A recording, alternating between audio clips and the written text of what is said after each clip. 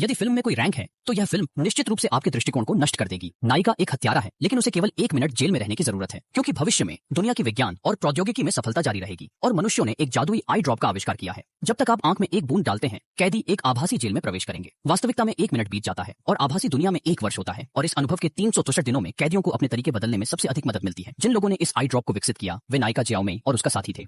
Virtual पोषण को बढ़ावा देने से पहले भागीदारों ने जियाओ मेई को व्यक्तिगत रूप से उत्पाद की व्यावहारिकता का अनुभव करने दिया। सब कुछ तैयार था। जियाओ मेई की आंखों में एक बूंद डाली गई और अगले सेकंड वह आभासी जेल में आ गई। यहाँ एक बंद छोटा काला है जिसमें कमरे के सामने एक विशाल डिस्प्ले है जिसमें 0 से 01 दिखाया गया है, जो जेल जीवन के पहले दिन का प्रतिनिधित्व करता है। इसके बगल में एक साफ भंडारण रैक है जिसमें बड़े करीने से पानी और रक्त के डिब्बे के साथ साथ प्रयुक्त टॉयलेटरी सामान है। हर दिन शेल्फ पर डिब्बा बंद खाने के बाद अगले दिन सब कुछ स्वचालित रूप से रीसेट हो जाता है। जमीन पर एक फ्लैट प्लेट और एक दीवार भी है। जमीन एक खोखले जाल जैसा लेआउट है, लेकिन केवल एक रात के बाद जियाओ मेई बेहद ऊब गई थी। वह केवल व्यायाम करके समय गुजर सकती थी। जब वह थक गई थी तो वह दीवार के खिलाफ झुक गई और गिन सकती थी। वह तब तक आराम करने को तैयार नहीं थी जब तक यांग डॉ को मार नहीं दिया गया था। जल्द ही 5वें दिन जियाओ मेई ने कलम से लिखना और आकर्षित करना शुरू कर दिया। अपनी नाखुशी को रिकॉर्ड करना और अपने दिल की उदासी को लिखना शुरू कर दिया। जब वह उबाऊ थी तो उसने गोली काट ली और उबाऊ दिन पर कायम रहा।